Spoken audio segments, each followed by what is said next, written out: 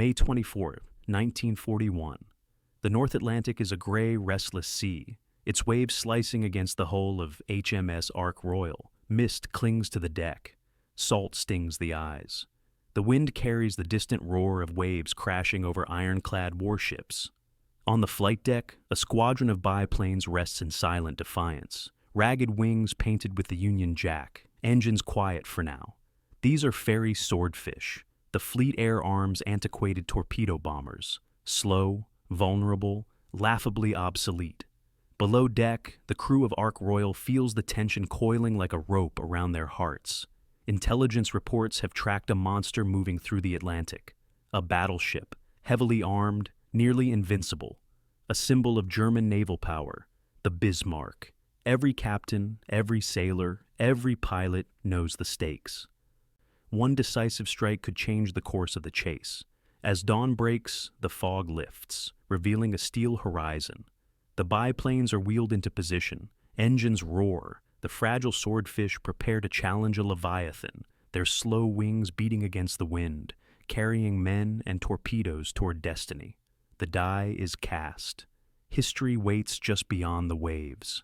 By early 1941, the Battle of the Atlantic had become the lifeline of Britain's survival. The Royal Navy patrolled thousands of miles of open sea, protecting convoys laden with food, fuel, and munitions from German U-boats and surface raiders. Across Europe, Hitler's Kriegsmarine was preparing to challenge British naval dominance, deploying ships that were meant to terrorize the seas, cut supply lines, and force Britain to the negotiating table.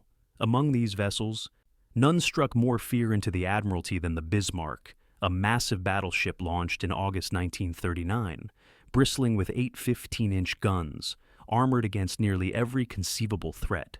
She was the pride of Nazi Germany, a floating fortress designed to outgun and outrun anything the Royal Navy could send after her.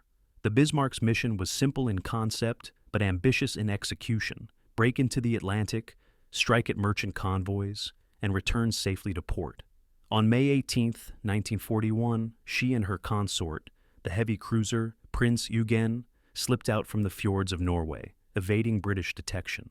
The Royal Navy, though vast, was stretched thin. Intelligence reports from code-breaking at Bletchley Park hinted at the German sortie, but information was fragmentary. Every piece of intelligence was precious, every hour critical. The Atlantic was a vast expanse of danger and uncertainty. The Royal Navy had a network of cruisers and battleships, but positioning them for interception required precision and luck. Ships like HMS King George V and HMS Rodney were dispatched to patrol predicted paths, but the German ships were fast, heavily armed, and well handled. Speed alone allowed Bismarck to outrun slower units, while her formidable firepower made any frontal engagement perilous. The Admiralty had to rely not just on brute force, but on coordination, timing, and intelligence, a complex game of cat and mouse played over hundreds of miles of storm-lashed ocean. Meanwhile, the Fleet Air Arm faced its own challenges. Aircraft carriers were relatively new instruments of war, their planes often slow, lightly armed, and vulnerable to modern anti-aircraft fire. The Fairey Swordfish biplane, in particular, had been designed in the mid-1930s, long before the age of heavily armored battleships and fast monoplanes. With a maximum speed barely exceeding 130 miles per hour, cloth-covered wings, and open cockpits, the Swordfish appeared hopelessly outdated. Observers scoffed at them, nicknaming them string bags, and predicting they would never survive against modern defenses. Yet, their simplicity was deceptive.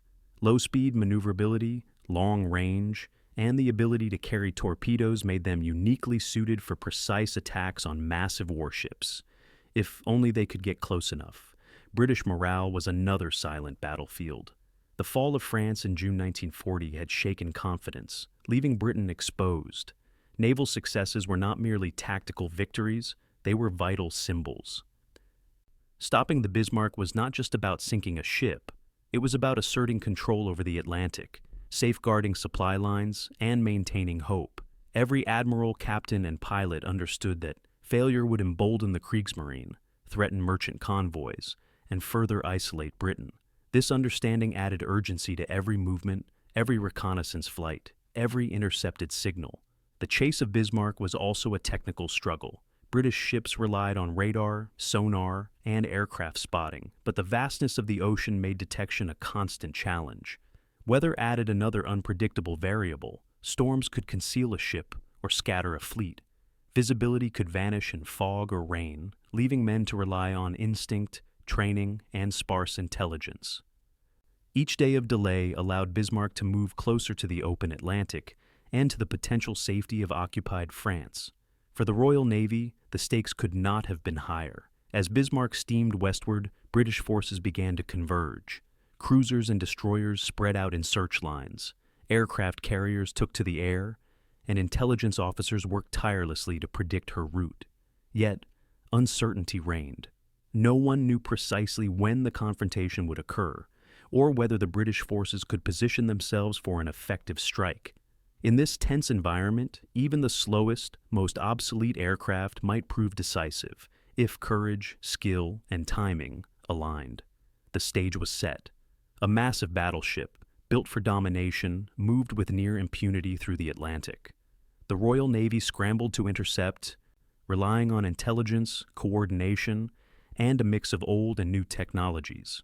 In this struggle between steel leviathans and fragile biplanes, the coming days would test every assumption about modern warfare, courage, and the unforeseen power of the seemingly obsolete. The Bismarck's breakout was underway, and all eyes turned to the men who would face her, not in battleships or cruisers, but in slow, delicate biplanes, swordfish pilots whose skill and daring would soon write their names into history. By May 23, 1941, the Bismarck had already demonstrated her terrifying power. Just a day earlier, she had engaged HMS Hood and HMS Prince of Wales in the Denmark Strait. In a matter of minutes, the pride of the Royal Navy, Hood, was obliterated. A salvo of German shells struck her magazine, triggering a catastrophic explosion that sent the massive battlecruiser to the bottom of the sea, taking over 1,400 men with her. Prince of Wales limped away, damaged but alive, a testament to the chaos and fury unleashed by the Bismarck. News of the destruction reverberated through the Admiralty in London. Shock turned to urgency. The Royal Navy could not allow Bismarck to escape into the Atlantic, where she could threaten convoys vital to Britain's survival. Orders were immediate: intercept at all costs. Ships were redeployed. Carriers were prepared to launch aircraft. Every available vessel was called upon to block, shadow, and ultimately neutralize the German juggernaut. Intelligence officers worked feverishly, plotting courses and predicting maneuvers based on incomplete data and decoded radio transmissions. HMS Ark Royal, stationed some 200 miles to the south, became a central player in the pursuit. Her air group, including the Fairey Swordfish squadrons, was readied for combat. These biplanes, slow and fragile by any measure, carried the Royal Navy's most potent weapon against heavily armored warships: the torpedo. The pilots were acutely aware of their peril, flying at treetop altitude, exposed to heavy anti-aircraft fire from a battleship like the Bismarck. They faced near certain death with each mission. Yet, courage and training were their shields. Torpedo practice had honed their precision. Night exercises had sharpened their nerves. Now, every detail of preparation mattered, from engine checks to torpedo fusing to weather calculations, because the coming attack required perfection. Technological contrast defined the impending engagement.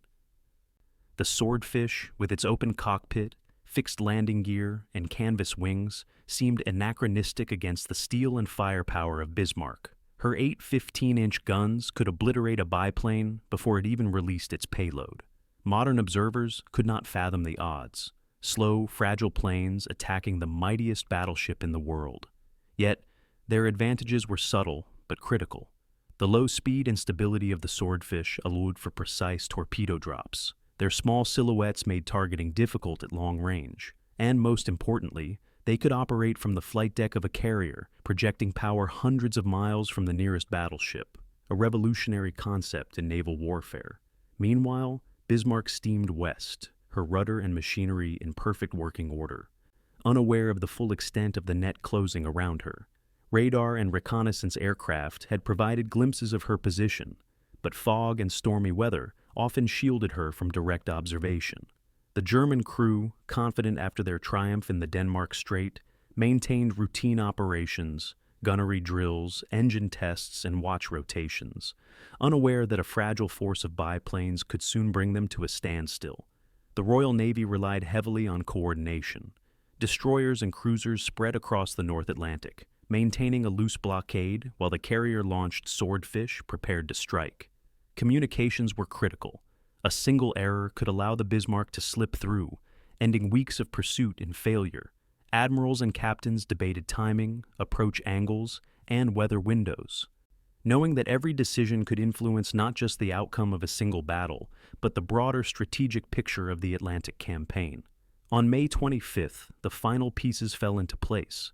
Bismarck had moved further south, increasingly isolated. The Royal Navy shadowed her, keeping her within range of carrier-based aircraft.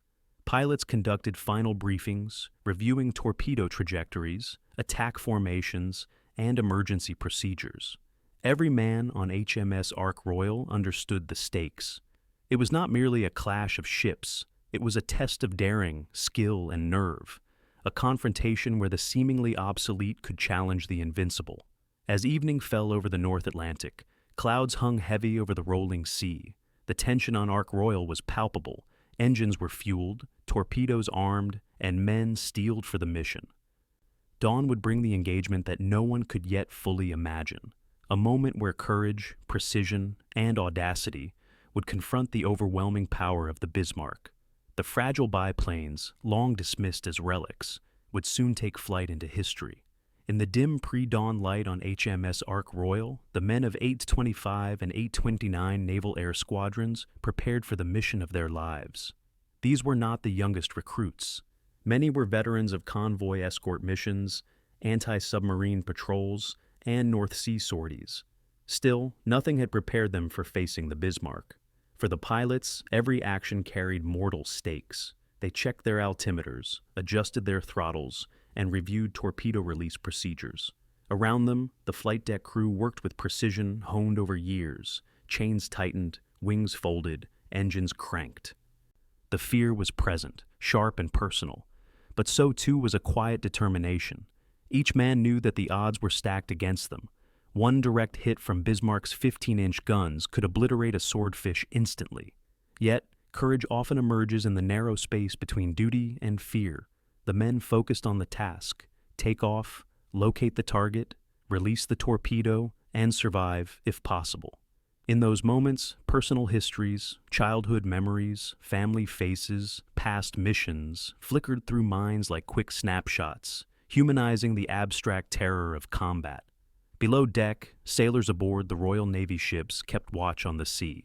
The destroyers forming the blockade bristled with anti-aircraft guns, engines idling, radar operators scanning for the faintest signal of Bismarck. Morale rested not only on the aircraft, but on every man performing his role flawlessly, understanding that one misstep could allow the German battleship to escape. In the human element of war, courage, discipline, and meticulous preparation intertwined with chance to create moments of extraordinary consequence. The Royal Navy faced a logistical and tactical challenge of extraordinary complexity. Bismarck was fast, heavily armored, and capable of outrunning most pursuers. The Admiralty orchestrated a vast network of ships to shadow, intercept, and engage her. Cruisers and destroyers spread in search lines across predicted courses, ready to relay sightings and coordinate attacks. Aircraft carriers, including Ark Royal, added a new dimension. Air power projected hundreds of miles ahead of the main fleet, offering reconnaissance and strike capability beyond the reach of guns. The Swordfish attack was planned with precision. Flying at treetop height to avoid radar detection, the biplanes would approach from multiple angles to divide the enemy's fire. The torpedoes carried were calibrated for shallow drops, designed to hit Bismarck's hull below the armored belt. Timing was critical. Any deviation in speed, wind, or trajectory could result in failure. The fleet's surface ships were positioned to capitalize on the attack, ready to engage if the battleship tried to flee or return fire. Every movement was calculated to exploit a fleeting window of vulnerability. Tactically, the engagement represented a fusion of old and new methods. Surface gunfire still dominated naval doctrine, but aircraft now had the potential to change outcomes decisively. The Swordfish attack illustrated the intersection of daring strategy and meticulous planning, a gamble on precision and coordination that could tip the scales against overwhelming firepower. The Fairey Swordfish was an anachronism by 1941 standards. Fabric-covered wings, open cockpit, fixed landing gear, by any conventional measure, it was obsolete. Contemporary fighter aircraft could outrun it, and battleship guns could destroy it with terrifying ease. Yet, the design carried hidden advantages. Its slow speed allowed precise torpedo drops, and its low approach profile made it a difficult target for gunners accustomed to faster, higher-flying aircraft. Conversely, Bismarck represented the pinnacle of naval engineering. 8 15-inch guns, layered armor, a top speed of over 30 knots, and advanced fire control systems made her nearly invincible against conventional attack. Anti-aircraft defenses were extensive, designed to repel aircraft from multiple angles.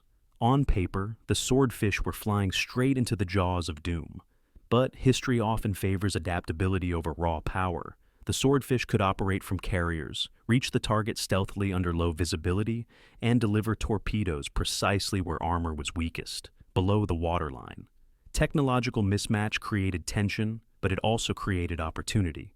The slow, fragile biplanes had a strategic advantage the battleship could not predict: vulnerability from an unexpected vector. This section ends by showing how human courage, tactical ingenuity, and technological nuance all converged in the impending attack, setting the stage for the remaining angles: leadership decisions, enemy perspective, and moral impact. The sinking of the Bismarck was as much a triumph of leadership as it was of courage and technology. At the Admiralty in London, Vice Admiral Sir John Tovey orchestrated the pursuit with a steady hand. Tovey understood that time was the enemy. Every hour Bismarck remained at sea increased the risk to Atlantic convoys and allowed the German battleship to reach the safety of occupied France. Decisions were layered and precise. HMS King George V and HMS Rodney were dispatched to cut off escape routes, while aircraft carriers like Ark Royal were positioned to launch torpedo attacks. Communication lines had to remain open, with signals sent and received under strict security to avoid German interception. The Admiralty relied on intelligence from decrypted Enigma messages, but even then, uncertainty dominated. Tovey had to balance aggression with caution, understanding that a misstep could cost ships, aircraft, and men. Leadership extended to the deck of HMS Ark Royal. Squadron leaders meticulously briefed their pilots, drilling on approach vectors, torpedo angles, and contingency plans. Every detail, from engine checks to weight distribution, was scrutinized. Leaders cultivated calm under pressure, knowing that fear could compromise precision. Their skill in preparation and command enabled what seemed impossible: fragile biplanes challenging one of the most formidable warships of the era. For the crew of Bismarck, life aboard a floating fortress was a mixture of routine and tension. After the destruction of HMS Hood, confidence was high. Officers conducted drills, gunners practiced targeting, and sailors maintained the immense machinery that powered the ship. Yet, beneath the confidence lurked vulnerability.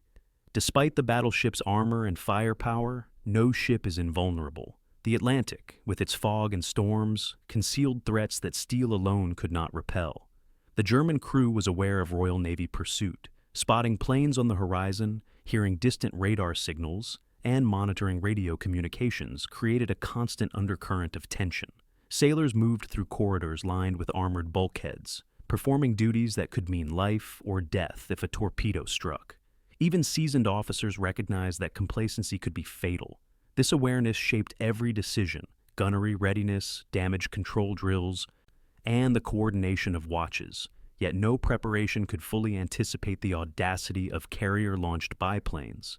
The engagement with Bismarck highlights the psychological dimension of warfare.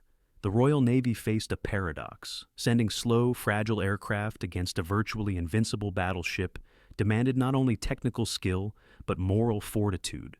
Pilots and sailors internalized the stakes, knowing their actions could alter the course of the war or end in their deaths. Courage was measured not only in individual bravery, but in disciplined execution of complex, perilous tasks. For the German crew, morale was tested differently. The loss of Hood was a psychological shock, a vivid reminder of vulnerability. Confidence in superior technology could not erase fear of unseen threats, particularly from aircraft operating beyond conventional expectations. Even seasoned sailors had to confront the possibility that human ingenuity, rather than firepower alone, could decide the battle. On both sides, perception shaped action. The British underestimated the danger, relying on courage and strategy to mitigate technological shortcomings. The Germans, confident in the Bismarck's invulnerability, faced a new type of threat, a combination of audacious tactics and human skill that exploited the gaps left by reliance on raw power. In this interplay of psychology, strategy, and technology, history's outcome was quietly taking shape. One calculated risk at a time. May 26, 1941. Dawn was reluctant, gray clouds spilling across the North Atlantic, waves rolling like steel ribbons. On HMS Ark Royal, the flight deck was alive with anticipation. Engines roared to life as the Fairey Swordfish torpedo bombers prepared for the attack. The men inside the open cockpits adjusted goggles, checked straps, and gripped controls with white-knuckled precision. The mist-stung faces carried salt and the faint metallic tang of fuel. Below, sailors braced for launch, chains and cables securing the planes for the catapult run. The Swordfish lifted one by one into the low-hanging clouds, their slow wings cut through the wind, seemingly vulnerable against the vast horizon. Yet, every pilot carried not just a torpedo, but a mission that could turn the tide of naval warfare. Flying low, hugging the sea, they approached the Bismarck, whose massive form loomed through the fog. Smoke belched from her funnels. The gun turrets rotated with mechanical precision, and the deck bristled with anti-aircraft fire. The first wave of 6 Swordfish began its run. At barely 120 knots, they were easy prey on paper, but the German gunners had difficulty leading targets at such low speeds. Torpedoes armed and hanging beneath the wings, the pilots maintained focus through the cacophony of anti-aircraft bursts and wind-driven spray. One by one, the torpedoes dropped into the water, arcing toward the hull of the Bismarck. Each moment felt suspended, a breath held over the vast ocean. Despite the odds, the first torpedo salvos missed, skimming harmlessly past the armored hull. The Bismarck's gunners fired relentlessly, tracer rounds carving arcs through the fog, splashing into the sea around the fragile planes. Pilots banked, dived, and adjusted courses with instinct born of rigorous training. The second wave followed, equally tense, weaving between bursts of flak. Then, as the planes converged from multiple directions, one Swordfish pilot released his torpedo with unerring precision. It struck near the stern, beneath the waterline, a quiet eruption of steel and fire that would seal the battleship's fate. Chaos erupted aboard the Bismarck. Alarms blared. Men scrambled to contain flooding in the aft compartments. The rudder, struck by the torpedo, jammed, rendering the mighty ship nearly unsteerable. Engines roared in vain as the Bismarck attempted to maneuver, the vast hull responding sluggishly to frantic wheel commands. For the German officers, the unthinkable had occurred. A slow, fragile biplane had inflicted a crippling wound on one of the most powerful battleships in history. On Ark Royal, jubilation mixed with disbelief. Sailors cheered, but awareness of ongoing danger remained sharp. Only some of the Swordfish had survived. Others were lost to flak or sea spray. Each return flight was a reminder of how precarious the mission had been. Yet the tactical objective was achieved. The Bismarck's mobility was gone. The fleet now had the opportunity to close in for the final engagement. The psychological impact of the attack was profound. British morale soared at the proof that human skill and audacity could overcome technological superiority. The Swordfish pilots became instant legends, their slow wings now symbols of cunning, bravery, and the relentless determination of the Royal Navy. For the Germans, shock and disbelief swept through the Bismarck's crew. Confidence in their invulnerability was shattered. Survival now depended on damage control and the hope that the stormy Atlantic might conceal them until reinforcements arrived. Tactically, the engagement demonstrated the potential of air power in naval warfare. Carrier-based aircraft, long considered auxiliary tools, had delivered a decisive blow without direct surface confrontation. The attack validated years of doctrinal evolution, highlighting that the future of naval combat would no longer belong solely to battleships and cruisers, but to those who could strike with speed, precision, and ingenuity. As the Bismarck struggled to maintain course, trailing smoke and listing slightly to port, the Royal Navy prepared to press the advantage. Destroyers and cruisers positioned themselves to intercept, while aircraft carriers readied follow-up sorties. The engagement was far from over, but the decisive moment had begun. A single torpedo, launched from a seemingly obsolete biplane, had altered the fate of one of the most formidable ships of the Second World War. With the Bismarck's rudder crippled, the final chase began.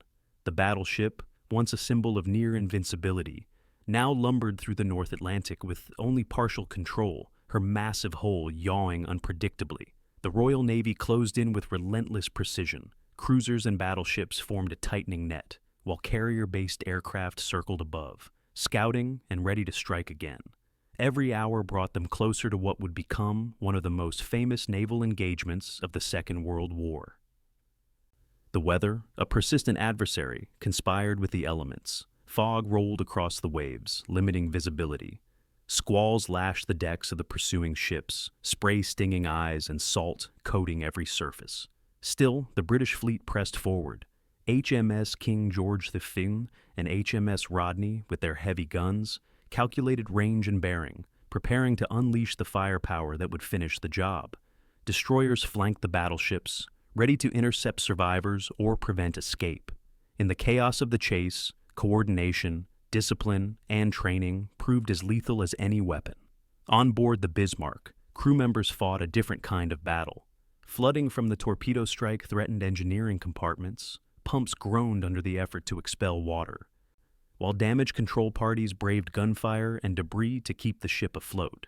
Officers issued orders with urgency, trying to maintain some semblance of organization as chaos encroached. Smoke and steam filled the corridors, mingling with the salty tang of the sea, masking cries, commands, and the constant roar of engines.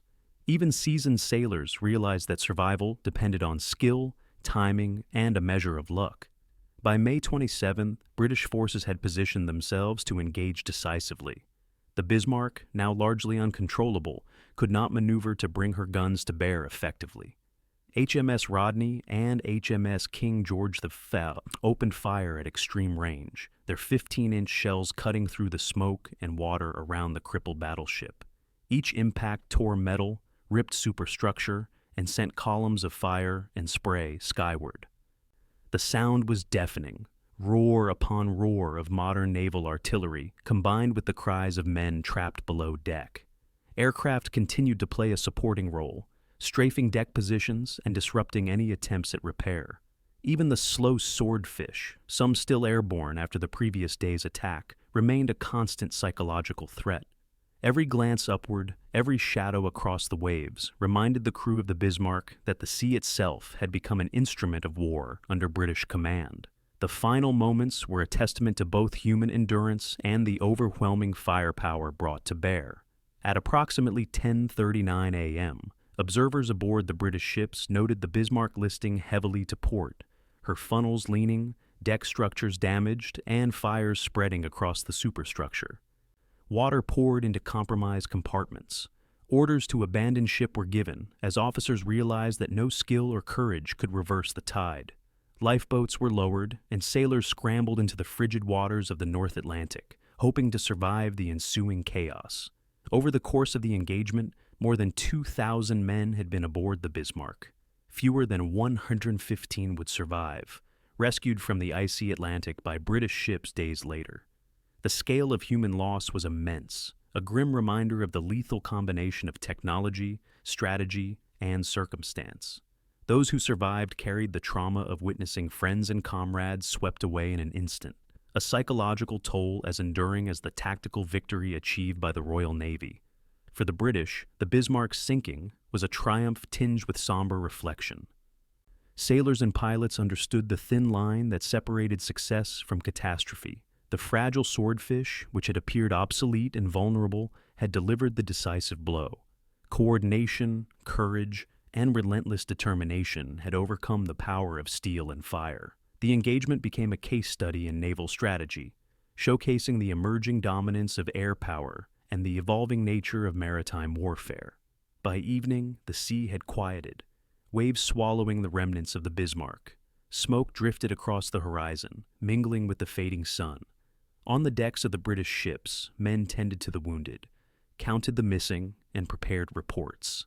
The victory was complete, yet the weight of human sacrifice was palpable. In the span of 2 days, the Royal Navy had neutralized one of the most formidable threats of the war, altering the balance of the Atlantic and sending a clear message: courage, precision, and adaptability could overcome even the most fearsome force. The stage was now set to examine the consequences of the engagement, the immediate and strategic aftermath, the human and operational toll, and how the sinking of the Bismarck reshaped naval warfare. The sea around the Bismarck became a graveyard. As the sun rose over the North Atlantic, only fragments of the once mighty battleship remained visible above the waves. Fires smoldered along the jagged remnants of her deck, while plumes of smoke traced the last moments of a leviathan brought low by human ingenuity and daring. The immediate toll was staggering. Over 2,000 men had been aboard the ship. Fewer than 115 survived. Bodies, lifeboats, and debris drifted across the cold waters, a solemn testament to the destructive power unleashed by naval warfare. The British fleet suffered comparatively light losses, but the engagement had exacted a cost. Several Swordfish pilots did not return from the attack, claimed by flak, the unforgiving sea, or mechanical failure. Among the survivors, fatigue, shock, and the emotional weight of witnessing friends lost in battle weighed heavily. Sailors aboard HMS Ark Royal and accompanying cruisers had endured long hours in freezing conditions, bracing for sudden counterattacks that never came. Even in victory, the human cost remained starkly evident. Damage reports painted a detailed picture of the engagement. The Bismarck's rudder was jammed by a torpedo hit from a Swordfish aircraft, immobilizing the ship and ensuring her eventual destruction by the British surface fleet. Shellfire from HMS Rodney and HMS King George V had devastated the superstructure, silenced her guns, and flooded key compartments.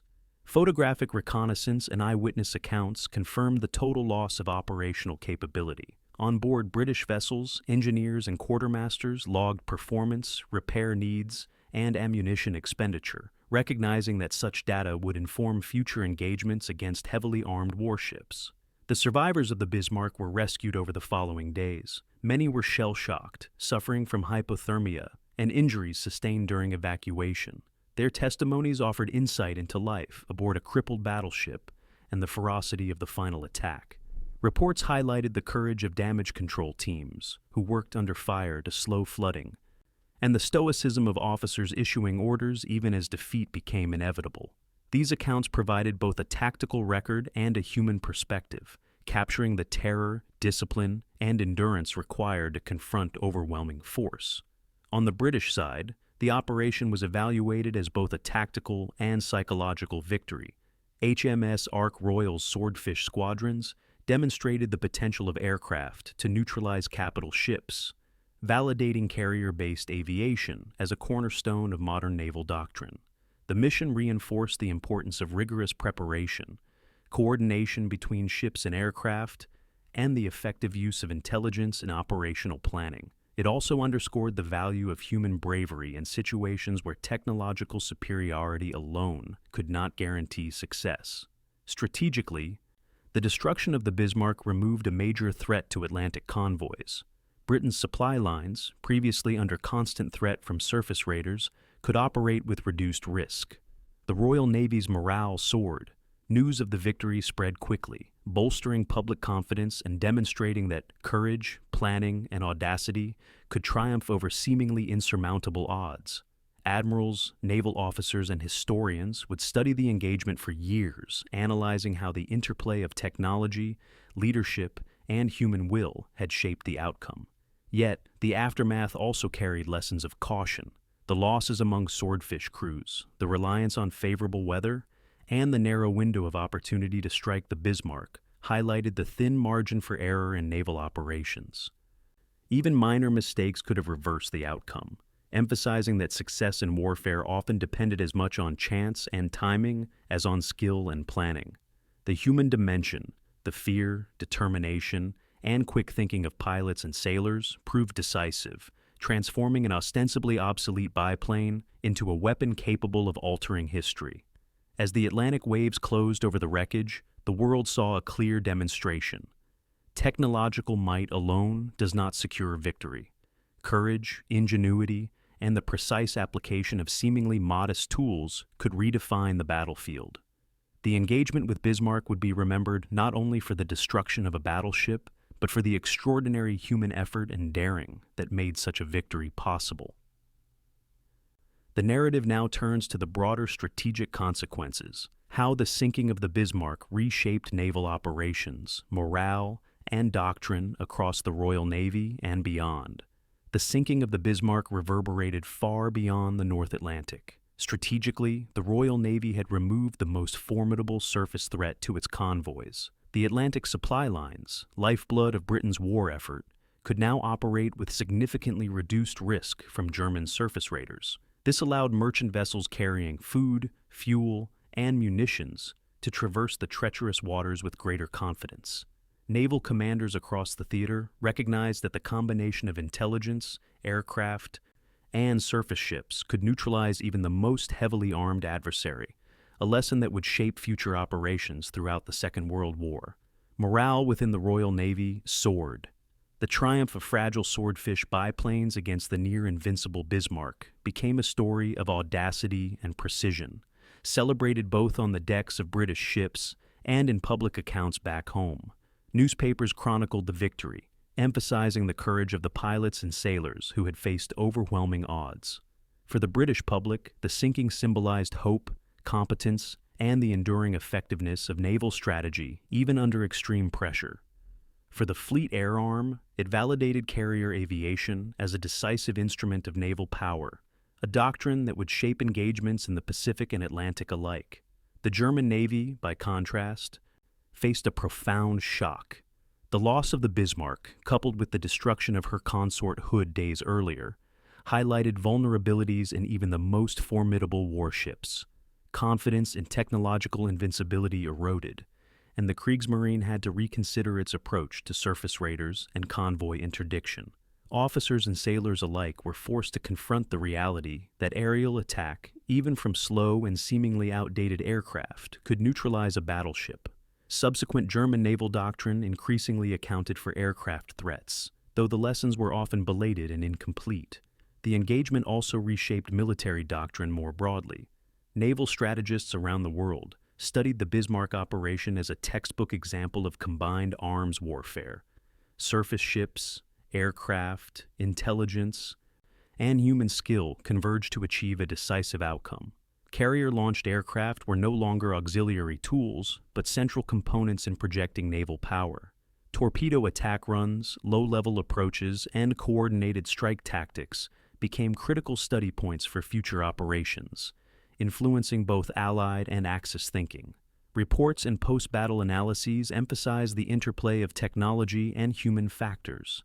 Engineers and pilots debriefed extensively, examining torpedo performance, aircraft handling, and attack timing. Every detail, from the angle of approach to the altitude of release, was scrutinized. These lessons informed upgrades to aircraft, weapons systems, and carrier operations. The Swordfish, once derided as obsolete, had proven that innovation and human skill could exploit weaknesses in the most advanced warships. The psychological impact endured long after the final shot. British sailors and pilots carried the confidence of triumph into subsequent engagements, their experiences instilling a belief that courage, precision, and coordination could overcome formidable odds. Conversely, German sailors and commanders were haunted by the sudden vulnerability of their capital ships, a lesson painfully reinforced by the human cost. Both sides had been reminded that warfare is as much a test of nerve and adaptability as of raw firepower. In naval history, the Bismarck episode stands as a landmark case study. It demonstrated that decisive outcomes often emerge from the intersection of courage, strategy, and technology rather than sheer might alone. Ships could be powerful, guns devastating, and armor thick, but human ingenuity, timing, and audacity could still prevail. For the Royal Navy, the victory reinforced doctrine, reshaped tactical thinking, and affirmed the value of carriers and aircraft in modern naval warfare.